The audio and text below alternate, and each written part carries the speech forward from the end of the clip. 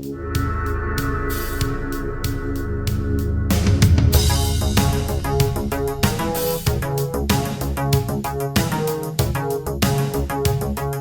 Wednesday. Thank you so much for joining me on this Brain Scratch Searchlight update. I'm John Lorden. You might recall, if you've been keeping track of the videos I've been putting out on the Maya May Millete case, that Mary Chris, her sister, has been in contact, asked me, John, please make sure that they don't forget about Maya. So we're doing another update on her case today, but we also have an update on the Niqui McCown case. So please stick around for that. A little bit of a kind of feel-good update in terms of that case. I wish it was something substantial in terms of the investigation, but of course we still need your help with that. We hope that you guys are keeping an eye out, and if you have information that you're calling that in. But let's go ahead and start with the update on Maya, or May, Millete, missing from Chula Vista, California since January 2021. I think this might be our 5th video that we've done. We've did a searchlight at the start to kind of go over all the basics of the case. There's been pretty consistent updates ever since then in terms of the investigation. We're now looking at over 7 months down the road, and we have a pretty big development. We finally have a person of interest identified. We've got some pictures and a little bit of a struggle to get those freed up. Those are now public. We're going to talk about those. But let's start with the first article over at San Diego UnionTribune.com. The police went back to the house again. Police serve 3rd search warrant at the home of missing Chula Vista mom. Now, the last update we did was at the end of June. So if you are keeping tabs on the newspaper articles, you might know some of this information already, but I want to make sure that if you're not, we're giving you the whole story on this case here. So we're going to roll back the clock just a little bit. Investigators spent about 2.5 hours at the house on Paseo Los Gatos. Chula Vista Police Lieutenant Dan Peak declined to say what they may have seized as part of the search. So no details at all, but this is the 3rd time they've gone to the house with a search warrant. And from what we understand, there was kind of informal searches that might have happened before that as well, where they were allowed to kind of walk through the house. But for formal searches, 3rd time back. First time was in January. I believe the 2nd time was around May, and then this one now at the start of July. Over at fox5sandiego.com, little update just from Mary Chris in terms of the emotions that they're dealing with. At the beginning, we were counting days, she said. Then we were counting weeks. Now we're counting months. And it's just hard, you know. It's a roller coaster of emotions. And they've been keeping the hard work up. The searches, the weekend searches, still going on. Prayer vigils, virtual prayer vigils happening on Facebook. Those are still going on. If you want to check into those, I'll have a link in the description box down below where you can go ahead and join one of those. And we'll stop at the Facebook site and just see if we've got any updates from today that we can share. Over at CBS8.com, parents of missing mother Maya Millete face long wait for visitation with grandkids. So this case at this point has kind of spawned into 3 different branches. We have the missing person investigation, which obviously should be the focus. But kind of based off of that, we have the gun restraining order that was placed on Larry. His weapons were taken. He had a lot. I think about 22 different weapons. There's some question of, are some of them legal or not? He keeps saying they are. Some of the analysis that I'm seeing in the media seems to point towards a few of them might not necessarily be.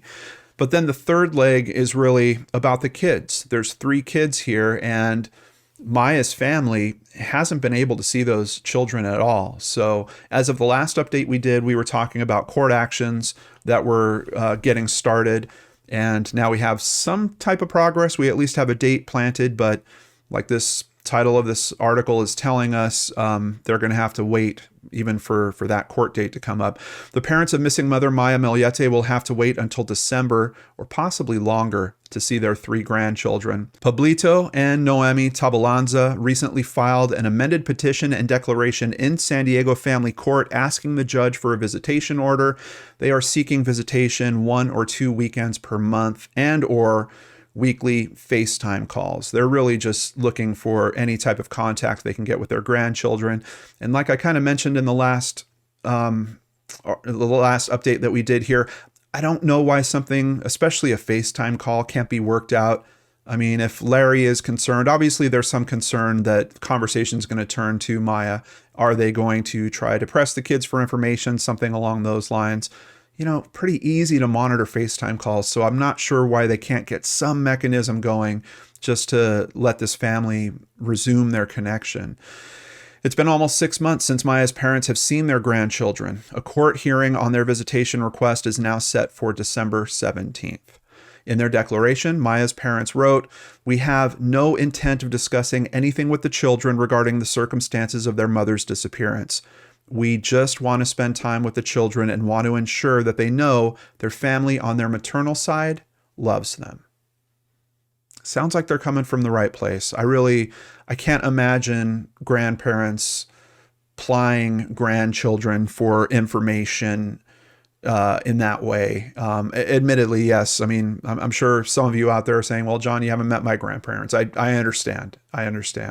But like I said, I think there's mechanisms that could be put in place here where that type of visitation can happen and those risks can kind of be mitigated while the rest of this is hashed out. And a big thing to hash out is this next development here at CBS 8, husband named person of interest in disappearance of Maya Millete. So what happens essentially is CBS 8 goes asking for, there are some records that are sealed for the gun restraining orders. And the original seal on those was intended to only be active until his first court appearance, until the first time Larry showed up in court. That happened, but the records did not get unsealed.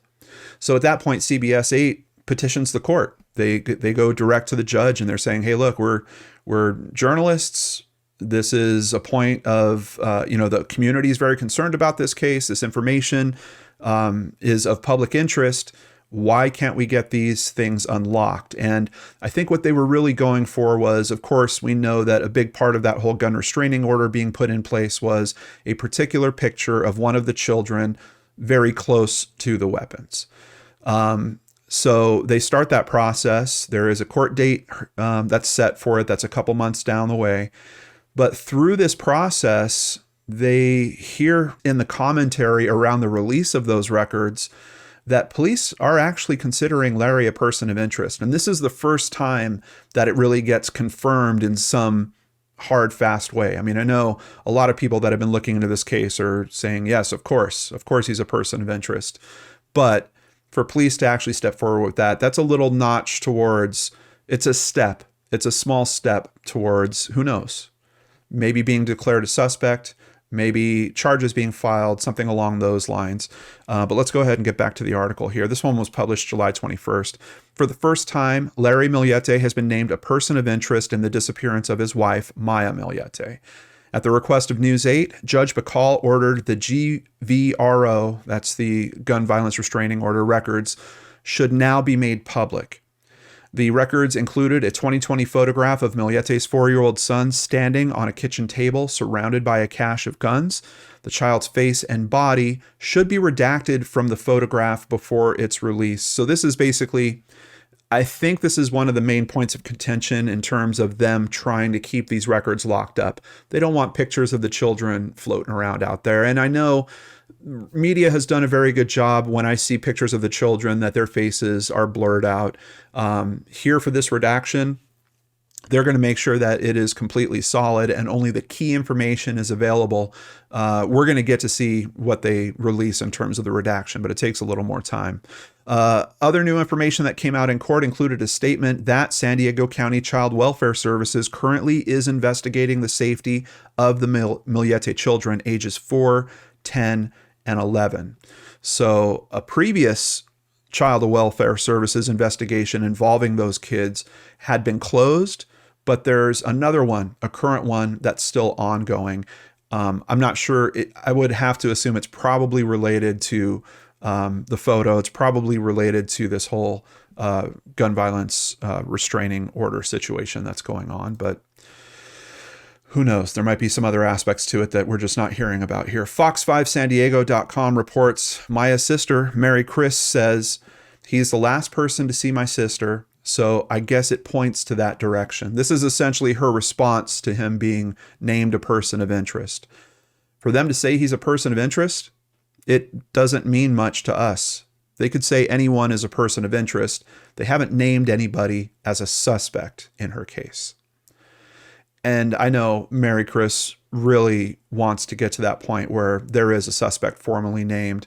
I have to say that it used to be very loose in terms of some of the cases I would look at. Person of interest was a term that was really just kind of thrown around. And, law enforcement agencies here in the US, they do work very differently. Some of them might still kind of throw that term around.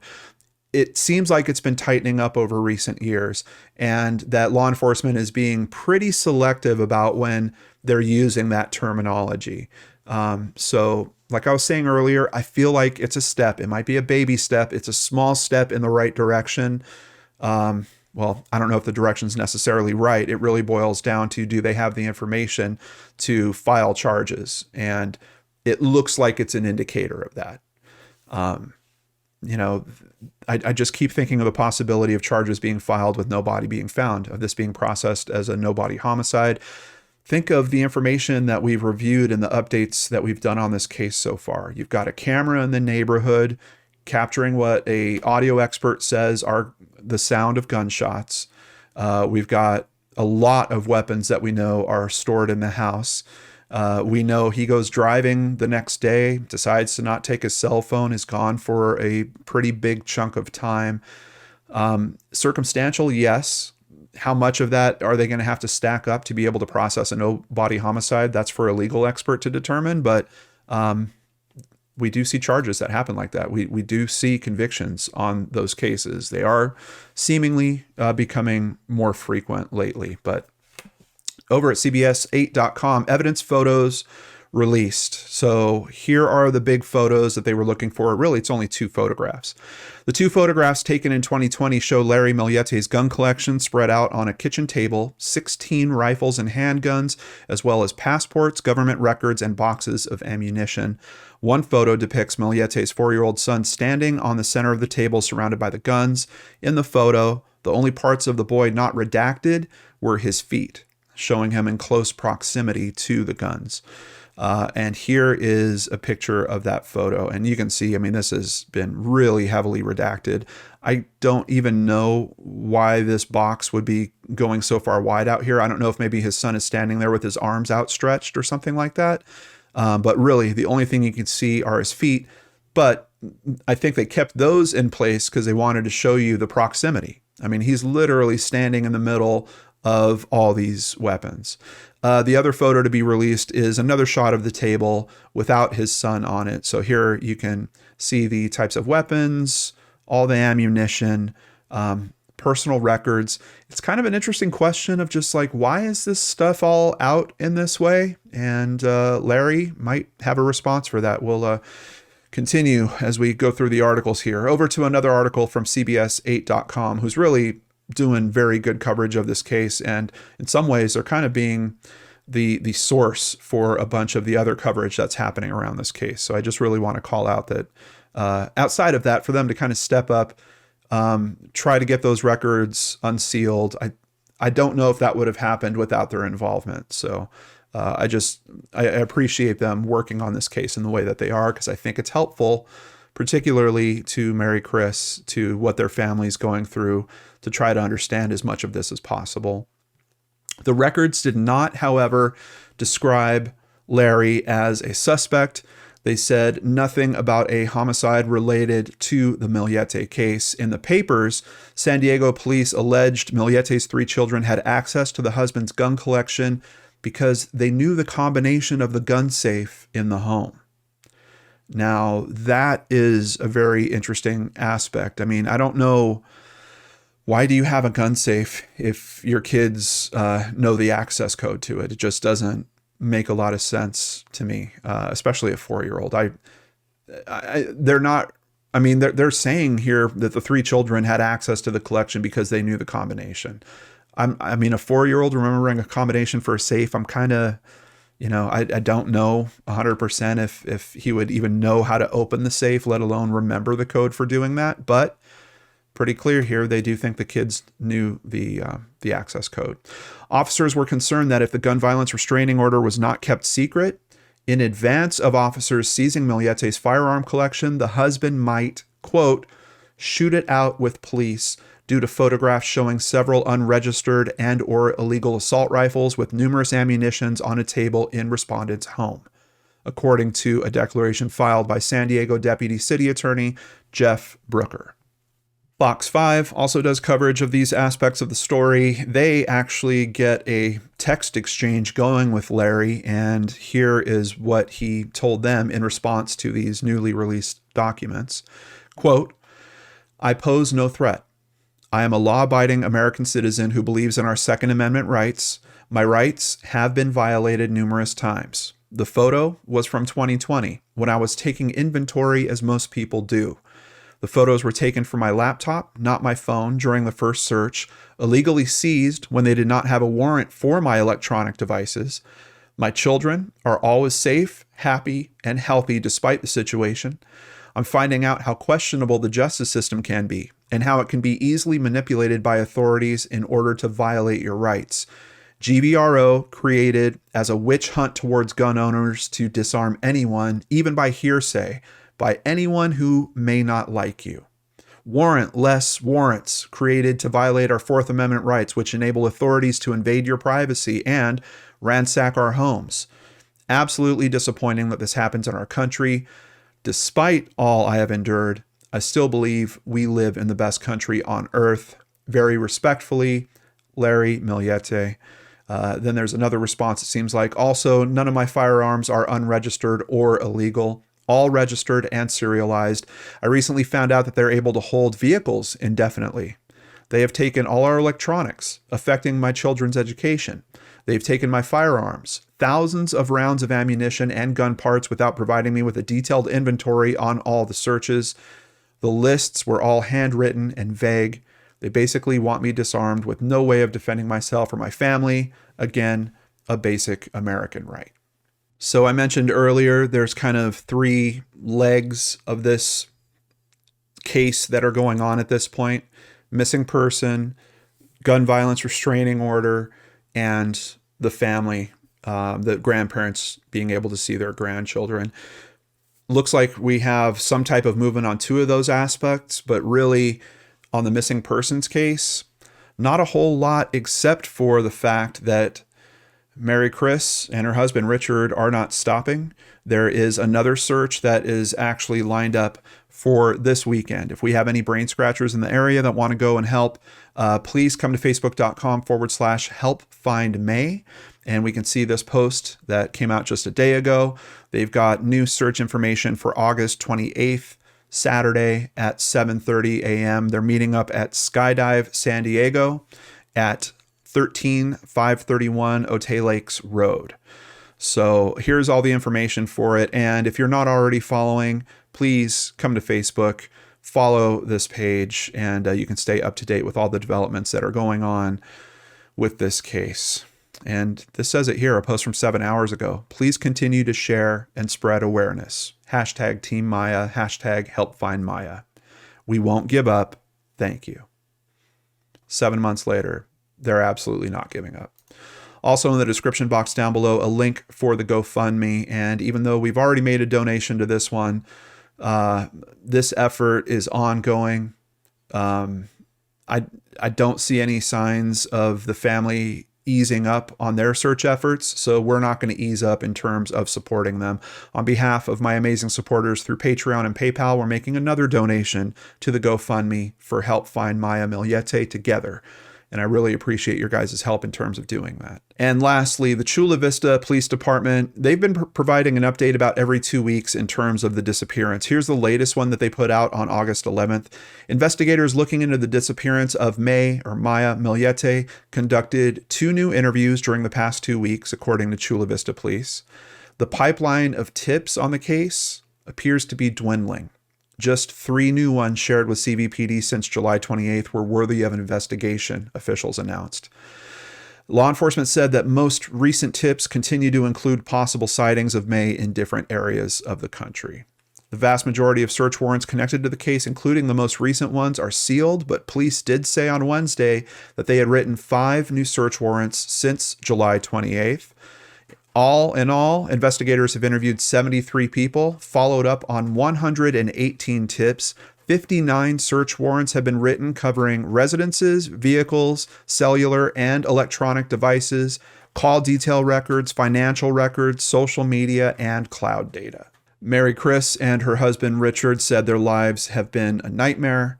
Family members and loved ones have been gathering weekly for virtual prayer circles. They've also been organizing independent search parties at locations throughout the county, as well as fundraisers since her disappearance. Another reason just to stay up to date on that Facebook page. Of course, contact details are going to be in the description box down below. If you have information, you're hearing it here. Tips are dwindling. We need more people talking. We need more tips coming in. Good tips, good information that they can act on. And hopefully help bring this family towards some answers. A few weeks ago, we covered the case of Niqui McCown, missing from Richmond, Indiana, USA since July 22nd, 2001. Bit of an older and unfortunately cold case. We interviewed her sister, Michelle, and Michelle told us at that time about a memorial bench that was going to be put up in a rose garden area. It was actually an area where Niqui had taken some of her engagement photos with her fiance. Michelle has been keeping me up to date on Facebook, and they were out there looking at the spot for the bench. Here's a little clip from what she sent me. She's kind of showing me now where we can put the bench, and she says something about we could put it at the footbridge, and we're about to go there now so I can show y'all where the footbridge is. And Cody did say he will have it installed tomorrow morning, so tomorrow evening we can do the balloon release. Niqui did take some photos here too, so. In this area? Yeah. Okay. So this is where I felt would be the best spot. Mm-hmm. So Michelle, you tell me what you think. I love this area. Love it? Yeah, everybody online is saying great. Yes, tell everybody. This week, we got the update. The bench is in place, and here's a picture of it. And I just want to thank, there's a city official that was working to make this happen. Very kind person that worked at a local Lowe's that actually put up the money for the bench. Him and another man that you might have seen pieces of in the video went and actually did the install as well. And you can see here, it's a beautiful area. The bridge that they were talking about is actually right back here. Just a beautiful view, and I think an amazing way to help give family members a different place to go to instead of the laundromat where she was last seen. Instead of kind of invoking that type of memory with Niqui, now they can go sit on a bench in a beautiful area that was part of a highlight of her life. And there's this wonderful plaque there. The light that shines shall lead you home. Niqui McCown, born January 6, 1973, missing July 22nd, 2001. Michelle, thank you so much for sharing all that with us. I also want to give a very special thank you to Miss L, one of our community managers here on the channel. Asked her to kind of keep tabs on what was going on with the bench situation. She kept making phone calls, keeping me updated. I really appreciate your help on that, Miss L. Thank you so much. Before I end today's video, I want to thank several people that are now supporting the channel through Patreon. Thank you to new patrons, Claire Burton, Selena Moffett, and Miss ESL. If you'd like to support the channel, please visit lordenarts.com. There you can sign up for Patreon, sign up for PayPal, buy merchandise, or even buy us a coffee like Fred Crook recently did. We really appreciate your help as we look to help these families in these tough situations. We can't do it without you guys, so thank you so much.